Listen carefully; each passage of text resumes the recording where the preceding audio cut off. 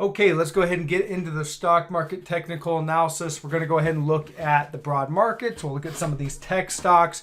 Again, they're heavily weighted in the S&P 500, so where they head does matter. So we'll take a look at those. I've got some individual trade ideas I've been pointing out for a while. So we'll kind of do a recap on a lot of the things that we've been covering, and then we'll go ahead and wrap up. Triple Qs, starting that off. Again, on the daily chart, we have been in an uptrend since January 2023. That uptrend was broken, and we had a sell signal back on, right around September, mid-September. So that uptrend also came with negative divergence on the momentum indicators, telling us that, hey, be on the lookout for a break of trend or a change of trend. And then again, mid-September, we did get that sell signal. Ever since then, we've dropped down, held support, rallied up, and we have a downtrend to watch now because, again, that uptrend has changed. It is not an uptrend anymore. We are in a downtrend. We might be in a correction. It's very possible we're still in a bull kind of trend that started back in January 2023, and we're in a correction. I suspect it's more than a correction, though, okay? So I'm looking for lower lows, essentially, and we're in this downtrend right there. So there's your downtrend support. They seem to be holding this level right here. It still remains about 354.50, somewhere right in there. That still remains as support. And you can see today's price action closing still above that. They dipped below intraday, but the buyer stepped in at support and bought it up. Now they rallied it up and sold it off into the close, so we'll see. But we're basically right there at support. So this is, it's sitting at support. I think it's going to break, but until it does, you don't have that continued sell signal. And if they want to rally it here, then again, might run up and do another test of that downtrend line. Eventually, one of these are going to break. All right, your resistance is the downtrend line. Your support is that that key level 354.50ish. A break of one of those levels will indicate most likely the next foreseeable trend. This one, Triple Qs, is made up of mostly those Magnificent Seven stocks. So we'll go ahead and take a look at those. Amazon, again, not a whole lot of change. They're kind of holding. It looks like we've got some support right about in here that they're holding. 126.53, and if and then the most recent lows. So, not a whole lot. There is earnings coming up here on Thursday this week, so I suspect these FANG stocks are gonna just chop around into earnings. They're probably not gonna go too far from where we're at. I think it's gonna be kind of choppy, so keep an eye on that. Okay, here's Google again. GOOGL, you've got the bearish rising wedge, you've got negative divergence, you've got a break of trend with a big gap right there. That was your sell signal. From there, it came down, hit the first level of support, they rallied into a back test, made a new high right there, and that was a new divergent high. And I did point out to the private member group specifically, hey guys, Google's making a new divergent high. It's very objective to add or initiate a short right here on this back test. And if you did that, you're profitable by a couple percentage points. Nothing crazy so far, but still profitable. And so again, I'm looking for this to continue lower. All right. Next up, we've got next support level on this one's about 127. Again, that former reaction low. I'm looking for it to trade down there, but we've got earnings coming out on tomorrow after the bell. So again, that's likely going to set this thing in motion. If I had to guess, given the charts and everything I see here, I would guess we're going to sell down after earnings. Now, that doesn't mean that, maybe the initial reaction is to pop it up, make another divergent high somewhere up around this 142 area. That's possible. They might do that, but it should get sold into if it does that. And if it doesn't do that, I would expect it just to gap down. Regardless, I would expect that this sells down after earnings, whether it's up and then down or if it's just down. The end result would be down to this level of support, 127.20, and possibly a lot lower, but looking for that right now. That would be a drop of about 7-8%. That's probably about right for an earnings report on this one. Apple. Apple bounced off support today. So again, here's support and the 200-day simple moving average. It's right there, pretty much hitting it today. 170, 169.75, somewhere in there, and support. And so the buyer stepped in at the 200-day. Again, usually your first tag, and this is the first tag of the 200-day simple moving average since back here in March of this year. So several months it hasn't been there. Hitting it here, this is where the buyers should be stepping in. And they did today for sure. So this is where the bulls would be at. You got earnings coming up though. So again, I suspect we just kind of chop around and continue to test this 200-day into earnings. And from there, we'll see. Meta's really gone nowhere. I mean, this one, it's got negative divergence. It just put in a new divergent high. I'll kind of mark that out. Here it is. So you see, this is the daily chart. You got a high here. You made a slightly higher high right there on the 12th of October.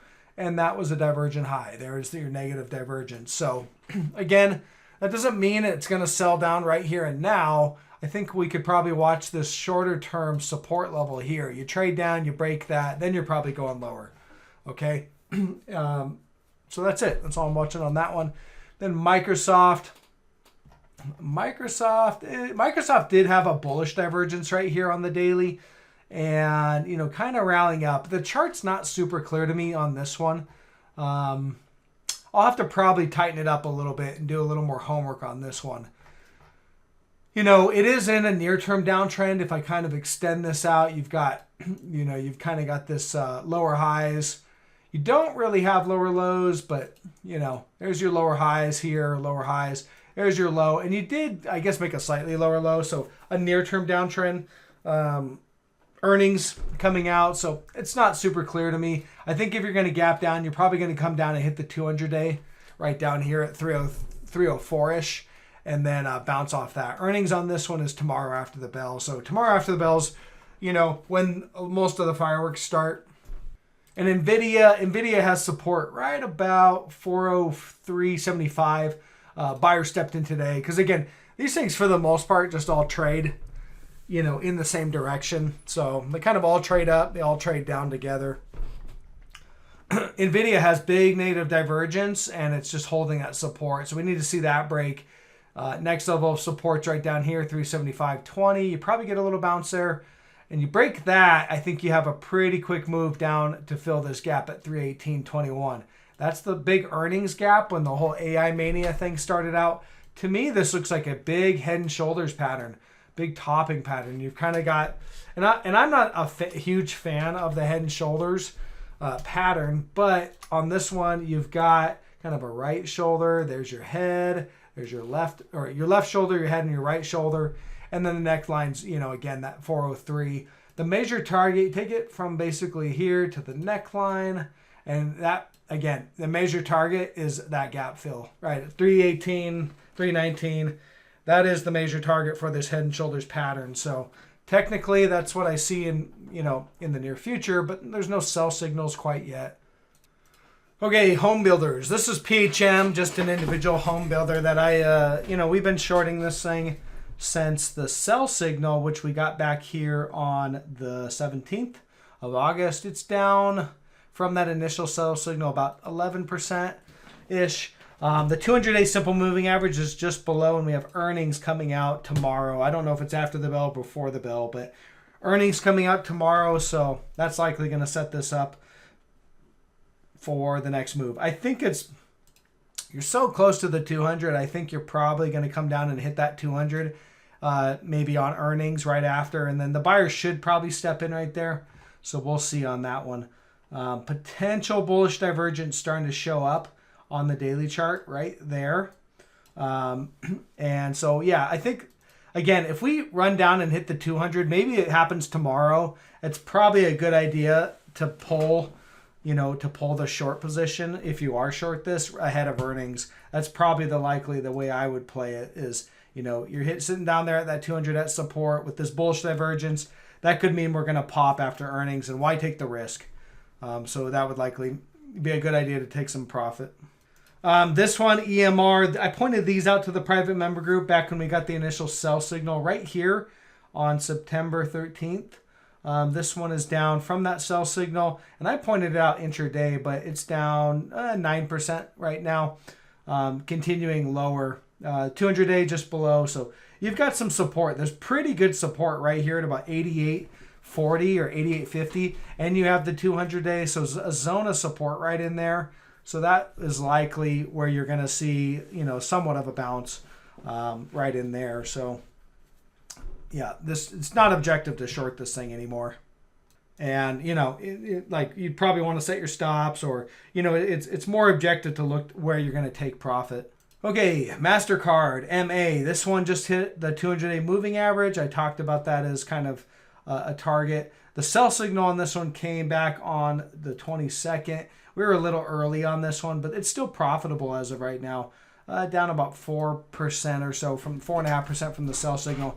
But again, just hitting that 200-day. Now, the buyers did step in today, but they sold it off into the close. So not super strong action. So we'll see how this plays out. Earnings coming up.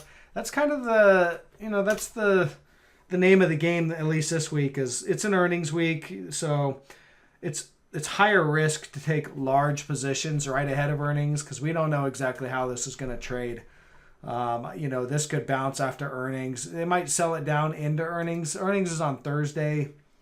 It's not super objective right here to short at right ahead of earnings at the 200-day simple moving average. Okay, and here's a bullish setup. Disney, on the daily chart here, you've got bullish divergence. All right, you can see it right here. Momentum is moving higher on the PPO and showing up the same way on the RSI down here. So you've got bullish momentum, and price seems to continue to kind of fall within this bullish falling wedge. Not a super well-defined wedge, but I think it's clean enough. You got resistance, and let me go. And then there's resistance right there. Sorry, clicked the mouse wrong. And then support, you've got some support here, and then, we're probably going to go make another divergent low. I can't quite tell. The point is, it's getting close to the apex of the wedge where it's likely going to make a decision to break out one way or the other. Bullish divergence, and earnings coming up. So I don't know if it's going to break out before then. I don't know if I would trust any kind of breakout. What I prefer to see is it maybe continues to trade lower on earnings. Maybe they gap it down right down the support, and then the buyers step in, and then you see that breakout. Okay, so little work to do on this one, but it is a bullish setup. Not actionable, nothing I'm looking to go long on yet, but definitely something you could keep on your watch list for a buy signal. Okay, guys, that's all I have. So if you're interested in learning about this, check out my stock and market technical analysis course. It's not a day trading course. It is a technical analysis course. If you're interested in joining up on the private member group, getting additional trade ideas, there was a couple I threw out today. I didn't throw those out in the video today. I'm just keep those with the private member group. Then feel free to join up. Link in the description below on both of those. It's like $5 a month, basically. And yeah, that has some additional trade ideas that I'm throwing out on pretty much a daily basis or whenever I see them. Ultimately, I'm trying to just throw out good quality trade ideas. They don't all work, but that's what that channel's about, and that's what the private member group's about. So you guys feel free to join up on that, and I will catch you guys on the next one. Take care.